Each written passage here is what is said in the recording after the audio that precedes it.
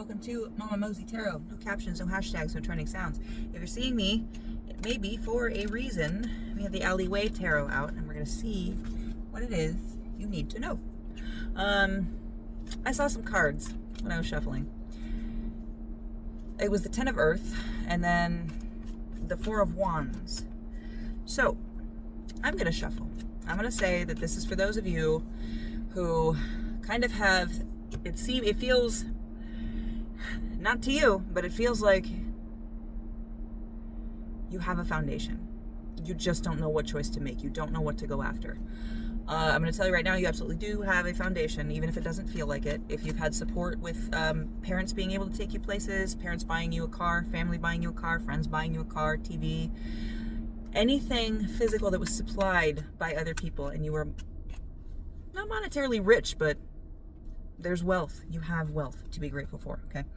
Now, the Four of Wands. The Four of Wands is more about making a choice and working together and making sure that the people that you are working with, you have this one goal that you had has become a joint goal between you and everybody that you have invited in. So you all have the same work and intent on your mind, the same direction. Did I already say no captions or hashtags or trending sounds? If you're seeing me, maybe for a reason, trust your intuition. Okay, well, we got 4 cards. We got Virgo, so you might be a Virgo, it might be significant. We got Virgo, the Eight of Cups, the Star, and Taurus. Now, Virgo is a card of leaning so much into something that you lose yourself. But like Virgos, liking things kind of the way you like them, and leaning so much into helping other people because you know best. As a Virgo, stellium, I might add, there's a call here. You have pulled yourself into something that's so much that it has become your lifeblood. It went from a dream and has become your lifeblood and is now acting more like an obstacle or something in your life. And I really do feel like this has to do with that choice. It's like you're taking on all this work yourself. You're taking on all this work yourself and nobody's noticing. Now, Monologues in the Dark is a card of being performative. And it might be that you are being called to look at why you are getting so into things, why something has become so, why you need something to live, okay? Why it is this Eight of Cups, this life-giving oxygen that you are terrified of, but still want to walk away from.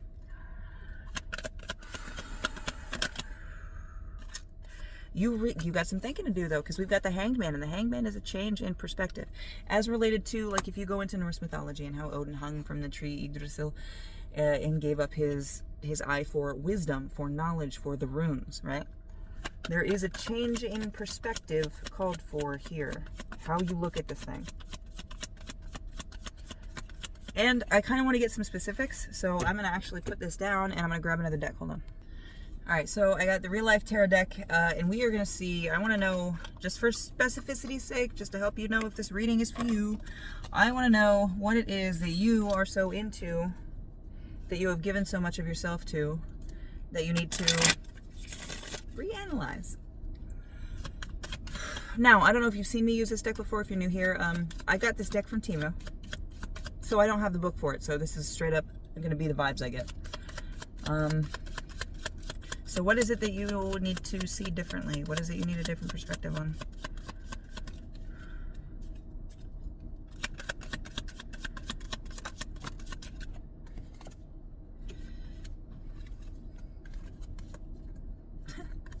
So we had the gamer, and then there's a remote here. So with that, and then we got VR. What the fuck? So this might have to do with, I don't want to say how you view gaming. I kind of want to say how you interact with reality. What you determine is reality and what you determine is not. And especially with that remote there, it's like if you don't like something, 421 on the timer, if you don't like something, you change the fucking channel. But now this might, and conflict. So this might be people you game with, as weird as that sounds. For some of you, this is going to be something that you are so into, is that you have become, you have kind of melded into your friend group, or however it is that you escape reality, however it is I have to turn this on, it's so hot in here.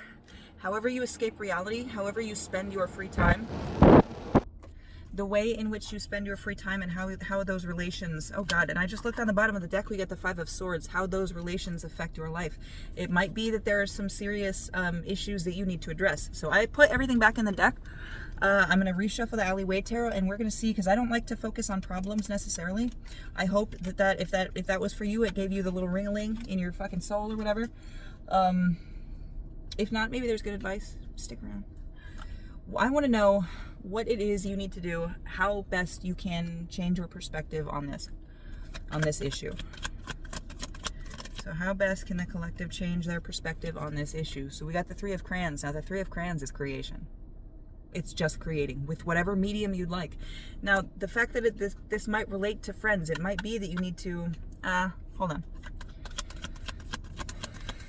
Let me get some clarifiers on that, please.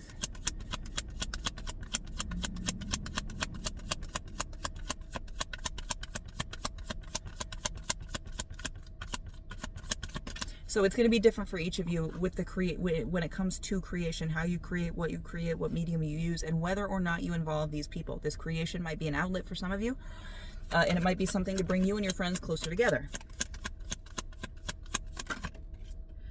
But I do want to say, with creation, Ace of Pentacles, this feels like turning your, if it is gaming, and I'm just going to go with it because that's what it feels like. Yeah, the Lore Keeper. We have the Lore Keeper here too, and then I accidentally picked up because it's fucking stuck to it.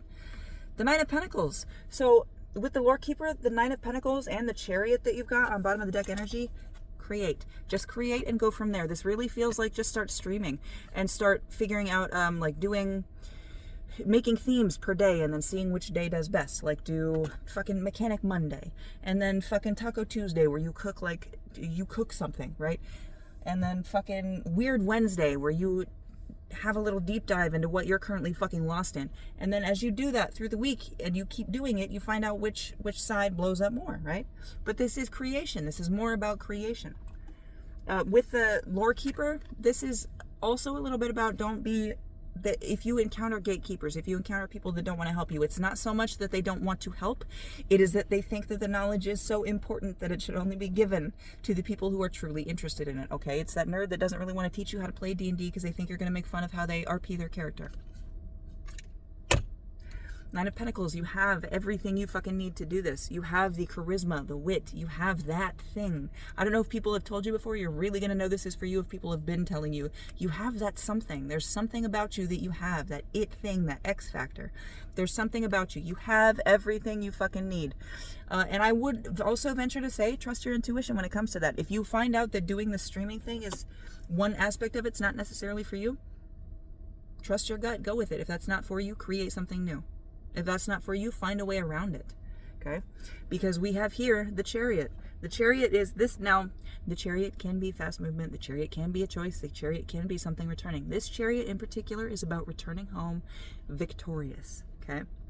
Returning home victorious. Now, we did have the Five of Cups and the King of Ghosts underneath that, so I think that not everything is going to work out immediately. There is going to have to be some effort put into this, but look at that. You might fail the first 3 times, but look at these last 2 tries you got here. Okay, 2 wins are better than even 1. All right, so do not give up. Make sure you have hope and you're not focusing on your losses. Okay, every loss is meant to be a lesson, not meant to be something to haunt you. It is meant to be a lesson to learn from and to move on from. 844 on the timer. Now we've got the Artifact Bearer and Gemini. Fake it until you make it. King of Swords on the bottom of the deck. The King of Swords is a definer of beauty.